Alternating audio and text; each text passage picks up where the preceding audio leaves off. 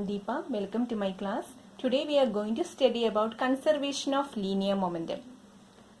Before that, we must have to know about momentum. Momentum is a property of a body which can be defined as the amount of motion contained in that body and is measured as the product of the mass and velocity of the body. Conservation of linear momentum ആണ് നമ്മളിപ്പോൾ പഠിക്കാനായിട്ട് പോകുന്നത്. അപ്പോൾ എന്താണ് momentum എന്ന് നോക്കാം. Momentum എന്ന് പറയുമ്പോൾ ചലിച്ചുകൊണ്ടിരിക്കുന്ന വസ്തുക്കൾക്ക് എല്ലാമുള്ള ഒരു പ്രത്യേകതരം പ്രോപ്പർട്ടിയാണ്. അതിനെ ഡിഫൈൻ ചെയ്തിരിക്കുന്നത് തന്നെ it can be defined as the amount of motion contained in that body എന്നാണ് പറയുന്നത്. അപ്പോൾ അതുകൊണ്ട് തന്നെ ആ ബോഡിയുടെ മാസിനും അതുപോലെ ആ ബോഡി മൂവ് ചെയ്യുന്ന ബോഡിയാണ്, അപ്പോൾ അതുകൊണ്ട് തന്നെ അതിന് വെലോസിറ്റി ഉണ്ടോ, ആ രണ്ട് കാര്യത്തിന് ഇവിടെ ഇമ്പോർട്ടൻസ് ഉണ്ട്. അപ്പോൾ ആ ബോഡിയുടെ മാസും വെലോസിറ്റിയും മൾട്ടിപ്ലൈ ചെയ്ത് കിട്ടുന്ന ആ ഒരു ആൻസർ ആയിരിക്കും, അതായത് ഇതിൻ്റെ പ്രോഡക്റ്റ് ആയിരിക്കും ഇവിടെ മൊമെൻറ്റം എന്നായിട്ട് നമ്മൾ എടുക്കുന്നത്. So momentum is equal to m into v. Here m is the mass of the body and v is the velocity of the body. ഇനിയിപ്പോൾ നമ്മൾ കൺസിഡർ ചെയ്യുന്ന ഒബ്ജക്റ്റ് റെസ്റ്റിലാണ്, അതായത് അത് മൂവ് ചെയ്യുന്നില്ല എന്ന് വിചാരിക്കൂ. അങ്ങനെയാണെങ്കിൽ വെലോസിറ്റി 0 ആയിരിക്കും. therefore p is equal to m into 0. അപ്പോൾ എന്ത് സംഭവിക്കും? p is equal to 0. അപ്പോൾ പിയുടെ വാല്യൂ നമുക്ക് 0 ആയിട്ട് കിട്ടും. ഇവിടെ മൂവ് ചെയ്യുന്ന ഏത് പാർട്ടിക്കിളിലും മൊമെൻറ്റം ഉണ്ടെന്നാണ് പറയുന്നത്. മനസ്സിലായോ? വി നോൺ സീറോ ആയിട്ടുള്ള എല്ലാ കേസിലും നമുക്ക് മൊമെൻറ്റം അവൈലബിൾ ആയിരിക്കും. ഇനി നമ്മൾ രണ്ട് പാർട്ടിക്കിൾസ് മൂവ് ചെയ്യുകയാണെന്ന് വിചാരിക്കുക. ഈ രണ്ട് പാർട്ടിക്കിളിൽ ഒരു പാർട്ടിക്കിൾ ഹെവിയർ ആണെന്ന് വിചാരിക്കാം. അതെങ്ങനെയാണെന്ന് നോക്കാം. ഇവിടെ ഒരു പാർട്ടിക്കിൾ ഹെവിയർ ആണ്, ഒരെണ്ണം ലൈറ്റർ ആണ്. അപ്പോൾ ഈ രണ്ടെണ്ണവും ഒരേ വെലോസിറ്റിയിലാണ് മൂവ് ചെയ്യുന്നത്.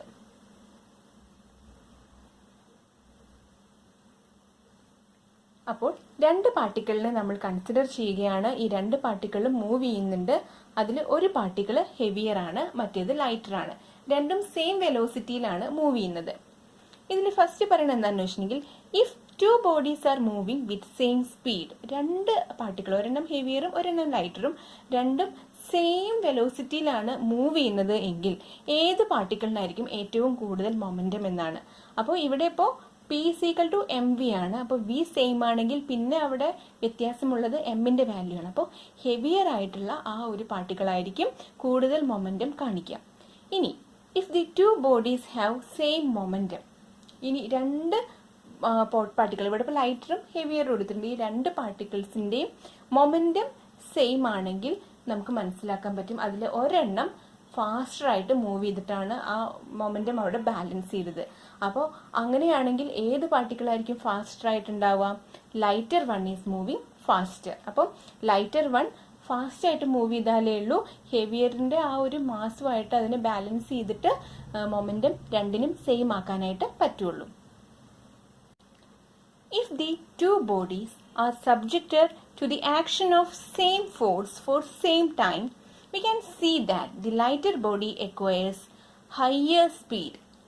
At the same time, both have same momentum.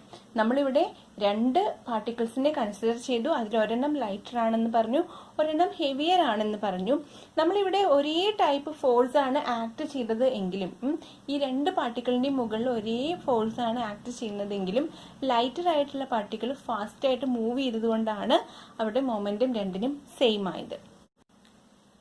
Newton recognized the important connection between force and momentum and he proposed the second law of motion.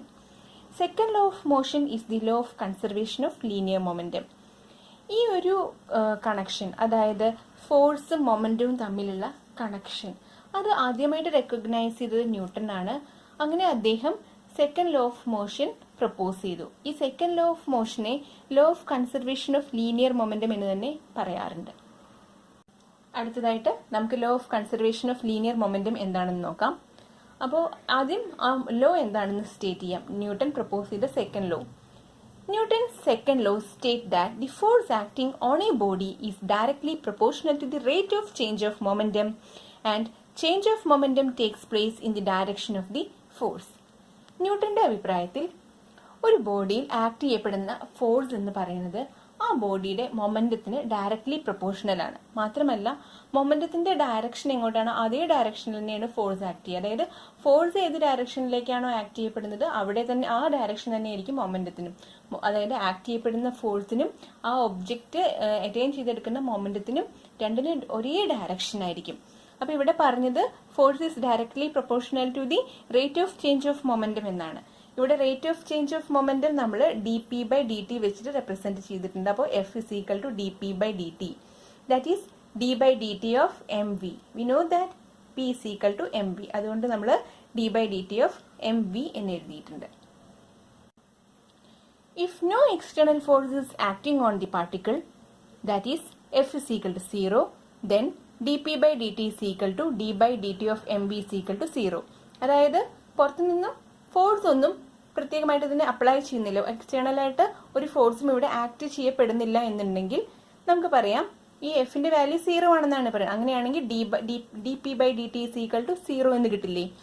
അല്ലെങ്കിൽ നമുക്ക് എങ്ങനെ എഴുതാം? d/dt of mv is equal to 0 എന്ന് എഴുതാം. It implies that mv is A constant. മനസ്സിലായോ? അപ്പൊ ഇവിടെ ഇപ്പോൾ d/dt of p is equal to 0 എന്ന് പറഞ്ഞിട്ടുണ്ടെങ്കിൽ നമുക്ക് എന്താ മനസ്സിലാവുന്നതെന്ന്? p is a constant അല്ലെങ്കിൽ mv is a constant. ഈ കാര്യം തന്നെയാണ് law of conservation of linear മൊമെന്റത്തിൽ പറയുന്നത്. കൺസർവേഷൻ എന്ന് പറഞ്ഞാൽ തന്നെ അതിന്റെ മീനിങ് അത് കോൺസ്റ്റന്റ് നേച്ചർ കാണിക്കുന്നു എന്നുള്ളതാണ്. നമ്മൾ ഏത് വേരിയബിൾ ആണോ കൺസിഡർ ചെയ്യുന്നത് അത് കോൺസ്റ്റന്റ് നേച്ചർ കാണിക്കുന്നു എന്നുള്ളതാണ്.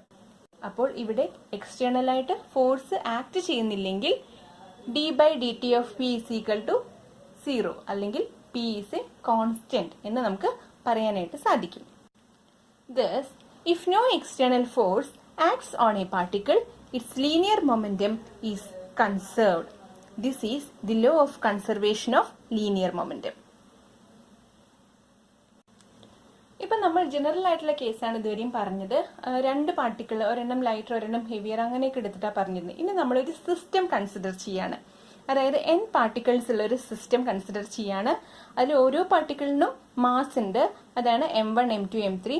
അതുപോലെ തന്നെ ഓരോ പാർട്ടിക്കിളിനും വെലോസിറ്റി ഉണ്ട്, അത് v1 v2 v3. ഇപ്പൊ n പാർട്ടിക്കിൾസ് ഉണ്ടെങ്കിൽ mn മാസുള്ള പാർട്ടിക്കിൾ വരെ അതിലുണ്ടാവും. അതുപോലെ തന്നെ vn വെലോസിറ്റി ഉള്ള പാർട്ടിക്കിൾ അതിലുണ്ടാവും. ഓക്കെ, അപ്പോൾ നമ്മൾ പറയുകയാണ് consider A system of n particles of masses m1 m2 m3 etcetera mn moving with velocities v1 v2 v3 etc vn.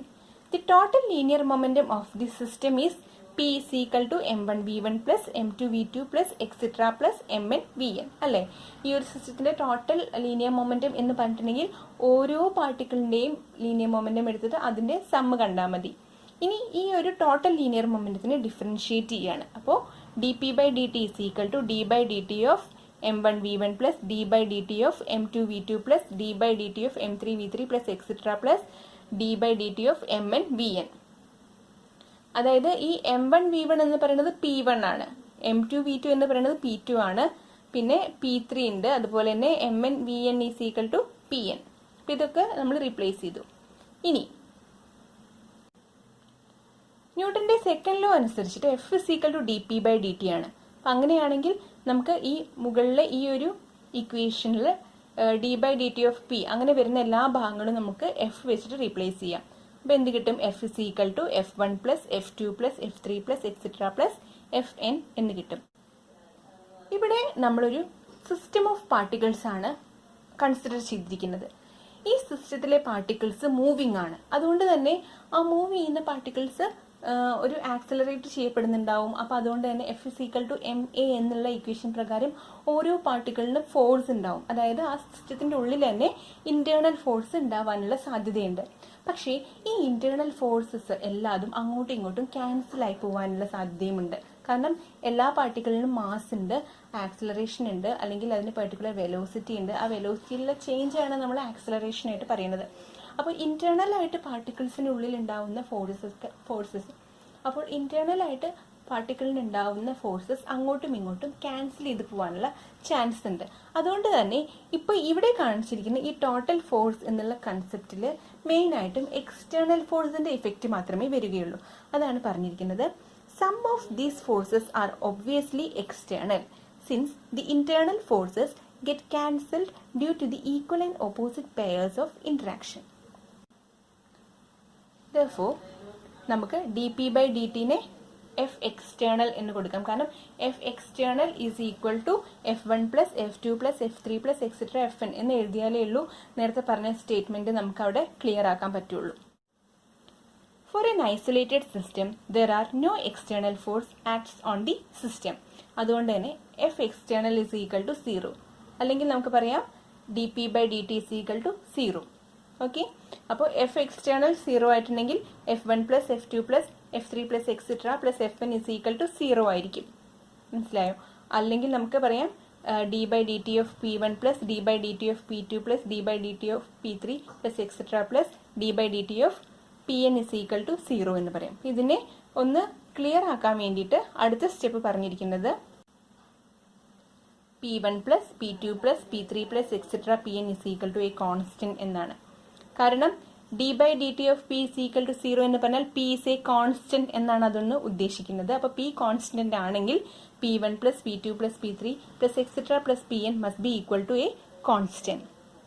Thus, if no net external forces acts on the system of several particles, the total linear momentum remains constant. ഇത്രയാണ് അപ്പോൾ law of conservation of linear മൊമെന്റത്തിൽ പറഞ്ഞിരിക്കുന്നത്. അപ്പോൾ ഇന്നത്തെ ക്ലാസ്സിൽ നമ്മൾ എന്താണ് momentum എന്നും എന്താണ് കൺസർവേഷൻ ഓഫ് മൊമെന്റം എന്നും പറഞ്ഞു. ആ ഒരു ടോപ്പിക്കിനെ ബേസ് ചെയ്തിട്ടാണ് നമ്മൾ law of conservation of linear momentum എന്നുള്ള പോയിന്റിലേക്ക് വന്നത്. ന്യൂട്ടൺ ആണ് ഫോഴ്സും മൊമെന്റവും തമ്മിലുള്ള കണക്ഷൻ കറക്റ്റായിട്ട് ഐഡന്റിഫൈ ചെയ്തതും അത് പ്രപ്പോസ് ചെയ്തതും. അദ്ദേഹത്തിന്റെ ആ പ്രപ്പോസലാണ് സെക്കൻഡ് ലോ ഓഫ് മോഷൻ എന്ന പേരിൽ അറിയപ്പെടുന്നത്. സെക്കൻഡ് ലോ ഓഫ് മോഷനെ നമ്മൾ law of conservation of linear momentum എന്നും പറയുന്നു. ഇത്രയും കാര്യങ്ങളാണ് ഇതിൽ പറയുന്നത്.